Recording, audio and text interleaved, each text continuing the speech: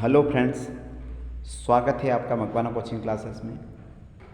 आज हम जीके के 10 क्वेश्चन लेके आए हैं जो आने वाली एग्ज़ाम खासकर एमपी पुलिस के लिए बहुत ही लाभदायक होंगे।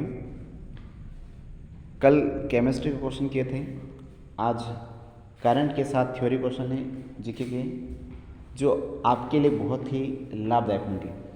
आपको इन क्वेश्चन को अच्छे से नोट करना है ताकि आने वाली जो भी एग्ज़ाम है उसमें आपको फ़ायदा हो सके। तो आइए शुरू करते हैं आज का पहला क्वेश्चन। किस देश के राष्ट्रपति को सखारोव पुरस्कार 2022 दिया गया? सखारोव पुरस्कार 2022 किस देश के राष्ट्रपति को दिया गया? तो इसका जो सही आंसर आएगा वो यूक्रेन आएगा। यूक्रेन की जो राजधानी है वो कीव। पिछले एक साल से रूस और यूक्रेन के बीच में लगातार युद्ध चल रहा है। यूक्रेन रूस का ही समझ लो एक भाग है। रूस और यूक्रेन की जो बाउंड्री है वो टच होती है और यूक्रेन बहुत छोटा सा देश है। अगर हम रूस की बात करें तो रूस की राजधानी मॉस्को और रूस एशिया महाद्वीप और यूरोप महाद्वीप दोनों महाद्वीपों में फैला हुआ है। रूस एकमात्र ऐसा देश है जो दो अलग अलग महाद्वीपों में, एशिया में भी है और यूरोप में भी है। और यूरोप में अगर पूछे कि सबसे अधिक जनसंख्या कहाँ पाई जाती है तो वो रूस के अंदर है। रूस एशिया और यूरोप को अलग करता है। एशिया और यूरोप को कौन अलग करता है? तो यहाँ पर एक झील, एक तो यूराल पर्वत आ जाएगा, एक कैस्पियन सागर आ जाएगा। ये दो स्थान ऐसे हैं जो यूरोप और एशिया को अलग करते हैं। अगला क्वेश्चन है, श्रीरंगपट्टनम की संधि किस आंग्ल मैसूर युद्ध के बाद हुई?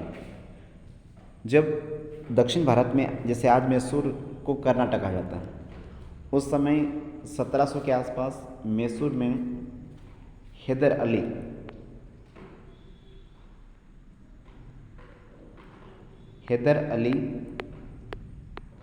वहाँ का शासक था। ये बात है 1767 के आसपास। तब अंग्रेजों ने मैसूर पर आक्रमण किया। उस समय मैसूर पर शासक थे हैदर अली। तो ये 1767 से लेकर 1769 तक पहला अंग्ल मैसूर युद्ध हुआ। और इस युद्ध को समाप्त करने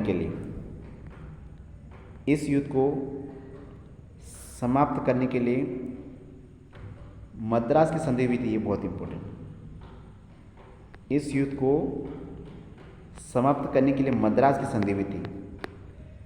अंग्रेजों की तरफ से उस समय वारेन हेस्टिंग्स लड़ा था। Warren Hastings.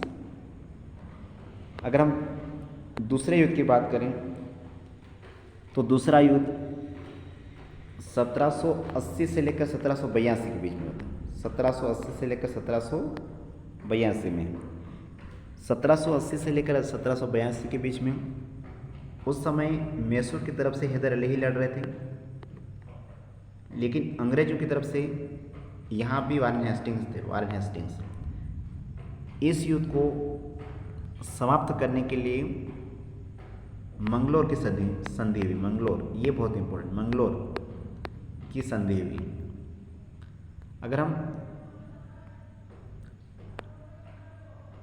अगर हम तीसरे आंग्ल मैसूर युद्ध की बात करें तो तीसरा आंग्ल मैसूर युद्ध हुआ था 1790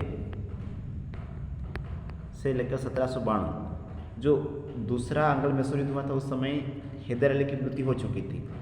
तो तीसरे युद्ध में हैदर अली का लड़का टीपू सुल्तान, जिसको बंगाल का शेर कहा जाता था, टीपू सुल्तान। तो तीसरा जो युद्ध था उसमें टीपू सुल्तान मैसूर का नेतृत्व करेंगे, जबकि अंग्रेजों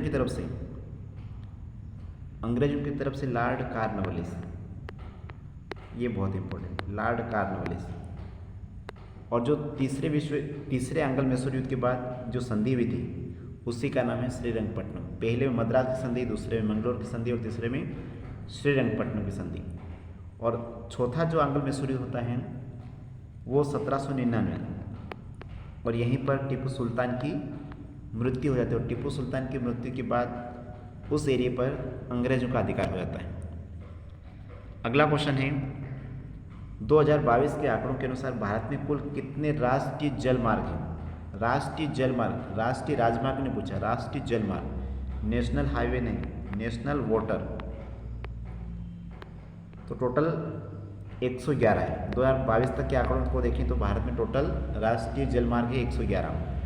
अगर क्वेश्चन ये पूछे कि सबसे बड़ा जल मार्ग कौन सा है, तो बड़ा या पहला पूछा जाए या बड़ा पूछा जाए, तो ये आएगा फर्स्ट।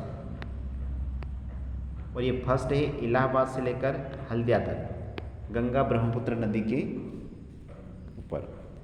दूसरा सदिया से डुबरी तक।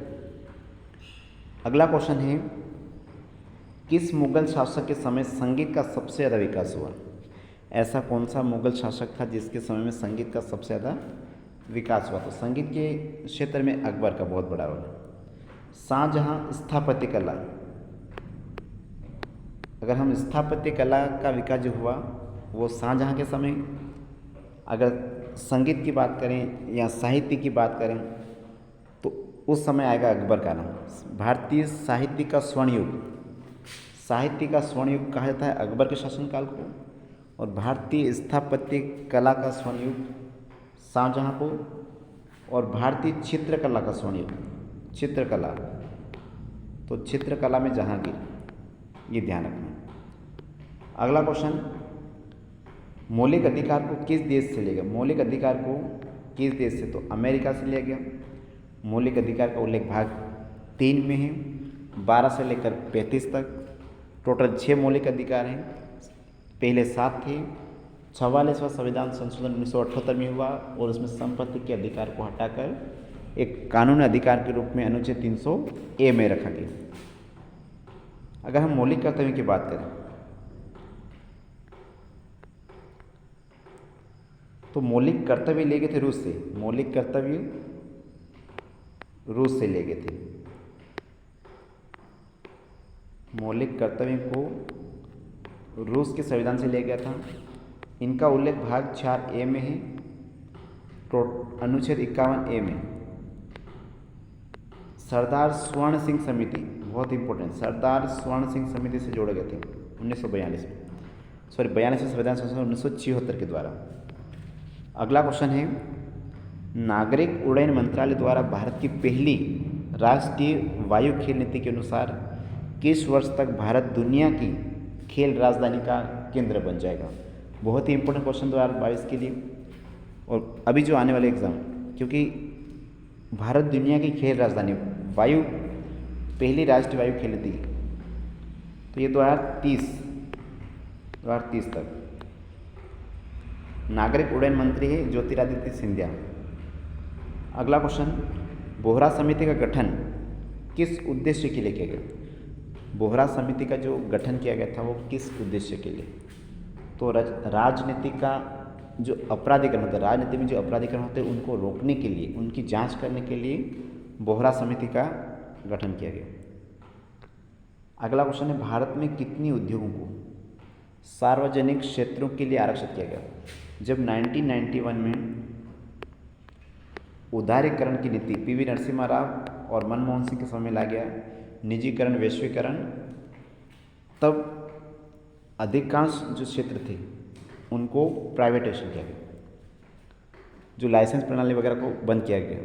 तो भारत सरकार के पास टोटल 8 ऐसे क्षेत्र रह गए जिस पर नियंत्रण होता है भारत सरकार का। अगला क्वेश्चन है प्रथम शीतकालीन ओलंपिक खेलों का आयोजन कब हुआ?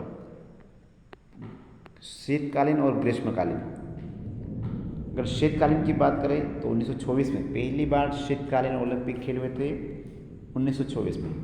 अगर हम ग्रीष्मकालीन की बात करें तो ये 1896 में। प्राचीन ओलंपिक खेलों की बात करें तो 776 में।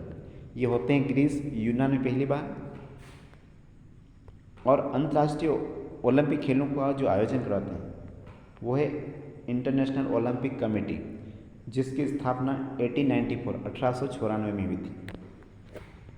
अगला क्वेश्चन है, राज्यसभा का सदस्य बनने के लिए न्यूनतम आयु।